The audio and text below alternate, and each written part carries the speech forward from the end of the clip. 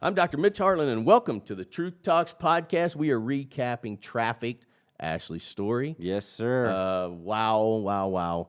Let me just start off by saying this. I've had some people ask me, why didn't you ask this? Why didn't you ask that? There's actually an ongoing investigation in this case. So she told us as much as she possibly could, which is phenomenal. I also want to throw out right off the gate, she was willing to come on the show without being blocked out, and we at Truth Talks made a decision to do so. Yep.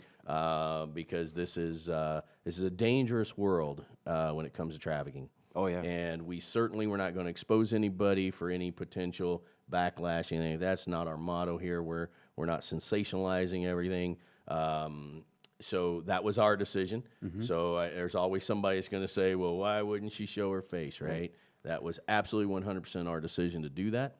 It was an amazing story, like amazing.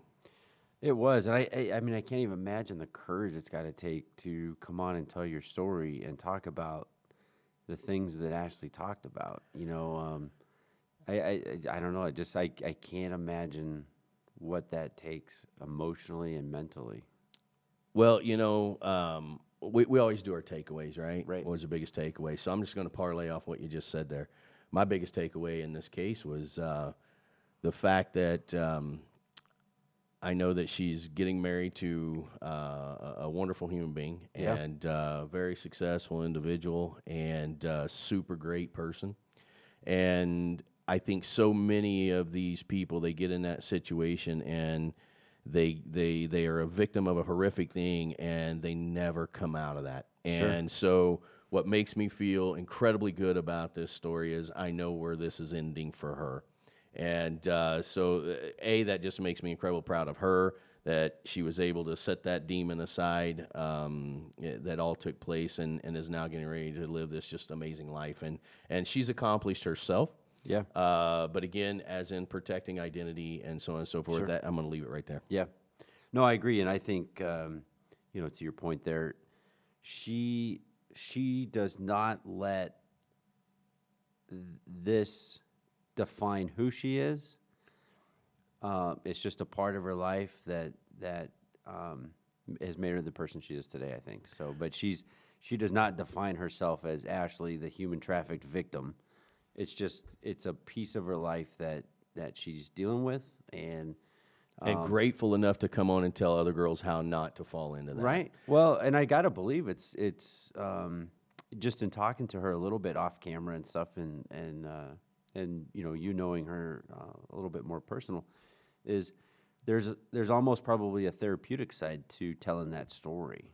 Absolutely, 100%. You know, one of the things that I really was fascinated about the story, and the reason that I absolutely wanted to run her, because unfortunately in this world we could have probably run hundreds of these, right?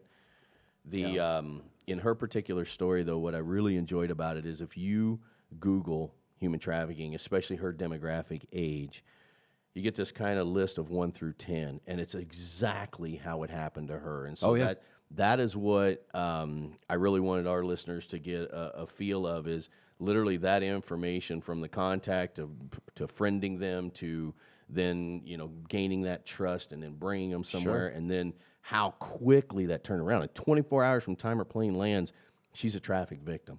Yeah. And Well, I think she was a traffic victim the second she stepped foot on that plane. well, true story. Yes, absolutely. At that point, there was no turning That's a back, great point. so- That's true. And actually, probably even before that, even with just the communication online, right? Yeah, but the second she boarded that plane, Yeah, it was over. it They was had game her, over, and they knew Yeah. it. Yeah. And then just how intricate these guys are, how well that game is played.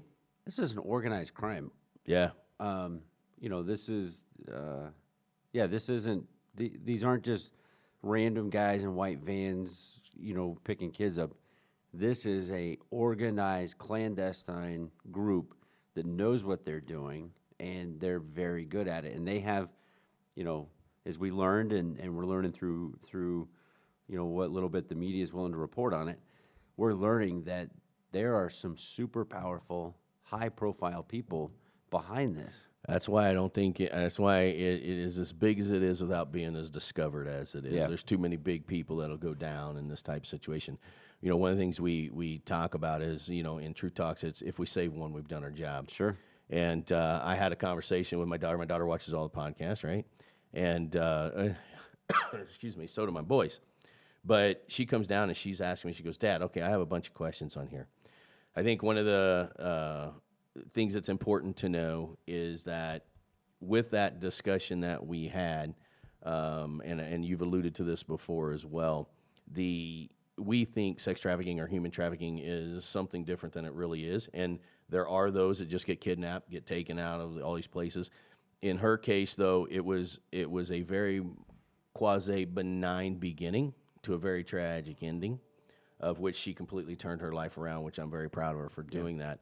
But my daughter was asking a whole bunch of questions that I knew she didn't know, and that made me feel good because I'm like, all right, we did our job there. Right. What was your biggest takeaway? Well, and you actually sort of touched on it, is, when at least when I think of human trafficking, I think of just that. I think of the kids that are snatched from off the streets. They're snatched from wherever that is, and they're never seen again. They're loaded on to a plane, onto a van, wherever, and they are taken out of the country, and they are held literally as slaves in disgusting conditions, and they're just turned into like really these animals, if for all intents and purposes. What I learned is there's a whole nother side to sex trafficking, to this industry, and that is this high-profile lifestyle where it's very glamorous, if you will, in the respect that you're given high-end clothes and accessories, and you're living in an apartment, you're the penthouse of the MGM, and you're working in some of the world's biggest nightclubs, most well-known strip joints and stuff. There's a whole, not a lifestyle, but there's a whole nother side to human trafficking that is not just these disgusting third world sort of conditions we think of. That these are girls that if you saw them on the street, you'd think they were just a high-end call girl. Yeah. And it changed my view. We've talked a lot. We go to Vegas a lot. We've got, like we talked earlier, we've got the studio. I'll never be able to go to Vegas and not see one of these girls. And, I've been approached by a couple of these girls over the years, and, that's not my thing.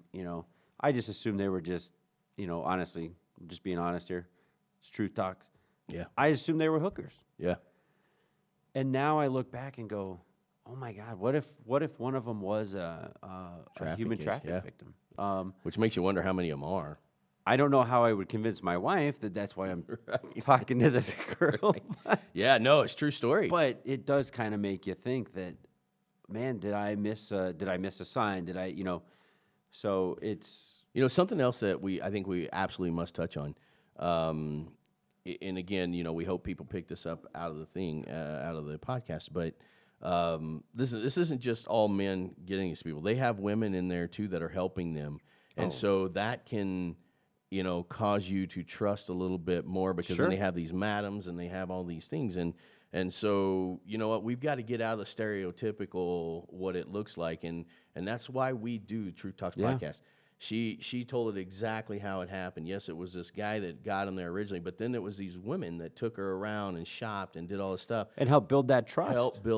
Yes. And then boom. It almost like validated what she was doing, right? Probably made it feel like it was okay. It was normal. Yeah. And there's always that person out there that's going to be like, well, you just should have left right then. It's not how it works. I wish it was. And if somebody does have that courage just to bolt right then, phenomenal. But these people prey on them for a long time, and they know exactly what their fears are. They know how to play it. It becomes a mind game. It's not as easy as one thinks. I thought that was actually one of the things that Ashley did the probably the best job at in her story was sort of telling about the mind games that were played from the 6 years it took of this guy contacting her, building that trust. Yeah. And literally learning every intricate detail about Ashley and her life and her family and her vulnerabilities, and then using all that against her. Every bit of it, 100% And of it. you know, like you said, people want to know, why didn't she just leave? Well, she can't, because the fear that was put into her mind Yeah, didn't allow her to. yeah. Worried And I about her think it- family, something happening to her family. Right, and I think she caused it. until you're in those shoes, I don't think there's a single person on this planet that can second guess why a person can't just leave that situation. No, it's so true. And I think she did a great job pointing that out. Yeah. We are bringing on an expert. Yep. Yeah, we've got we're- actually a couple of experts Yes. from around the world. And this is what these people do all Yep. day, every day. And they actively seek out these people. They hunt them down. They try and save all these victims. And I think, again, we should recap this. It's not always just girls, but it is predominantly women. So I'm excited to have them on, and I know there's some logistic stuff that we're getting Sure. put together, but we will be running that shortly. Yeah, this is not the last episode we're doing on this. No, it's not. And you know what? People have even told us, you guys sure you know what you're doing with this? You better be careful. Yeah. You know what? We're just telling stories. And I will tell you this. If that happened to my daughter, all hell would break loose. And I would focus on nothing but that. Yeah. And so... You know what? Listen, I think if you sit by idle and you don't do your part, we're doing our part. You know what? It's a problem. It's advantage of people. It's creating these horrible experiences for people. We're exposing what we can. Yeah. No, and I think I 100% agree with you that we are not afraid to tell the truth. Yeah. And, people can take it however they want, but that is what we're doing. There's no topic that we're afraid of. Yep. As long as it's the truth, we want those stories out there. It creates the experiential knowledge that you always talk about. I do have to say something though. Oh boy, I know, but you saw the one message that we got. Which one? Because we got a bunch. Yeah, but there is one big one. It was a big whistleblower. Did you see that? You'll have to go back and look at the message. I'm gonna have to go back and look. There's a message. I think it just happened a couple days ago, maybe. Okay. Which, by the way, I'm supposed to tell you that, so I'm telling you here right now on air. But it's a big message, and somebody wants to tell us this big story. I don't know what it is yet. We'll get to that. But I do want to tell you that we are bringing on again these experts. I'm super excited to hear what these people have to say, because they don't only do what we talked about with the demographic that she got into, but Right. they actually talk about the ones that are taken off the street and the runaways and all that stuff. They're going to get far more in depth of a bunch of different ways that trafficking happens. So I hope everybody stays tuned for that, because that's going to be some amazing Yeah, information. for sure. So what do we got coming up Thursday? Ooh, the ultimate survivor story. This is called The Fall. So, one of my goals, one of my dreams is, we're very fortunate that Colorado is home to 58 of the 96 what they call 14ers, which is any mountain with a summit elevation of 14,000 feet or higher, right? Yeah. There's only 96 in the United States, and we have 58 of them in our backyard. Yeah. I have never done a single one. You're getting ready to, though. I'm getting ready to. Yeah. I've got a buddy who Even after the podcast, you're going to do it?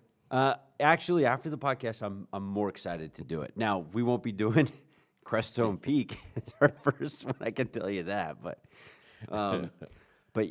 so that is 100% one of my goals.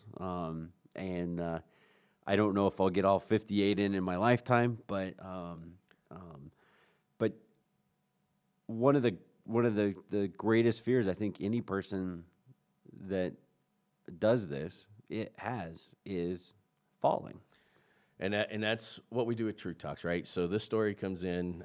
You brought this story into us, and this is that unbelievable story where if you are going to do 14ers, if you're going to be a climber, there's all these precautions, all these things. This story will not only make you a better climber, but it will also give you the experience of when it goes bad. Yeah. Oh, that's going to be a great one. Oh, it's such a great story. Great story. So tune in. Catch the episodes on Facebook. If you haven't already, be sure to like and follow us on Facebook. Our YouTube nation is growing, so thank you, True Talks Nation. You can also watch them there or listen to them anywhere you get your favorite podcasts. But tune in, and we look forward to bringing this one to you. And please, please, please write in your stories. No story is insignificant. We love them. We've got a lot of them, but we're trying to filter through them as quickly as we possibly can. But write in your story. Any story that you have that you think is worthy of coming on True Talks, write it in, and hopefully we'll end up running an episode with you. Yep, absolutely. Thank you so much. All right, buddy.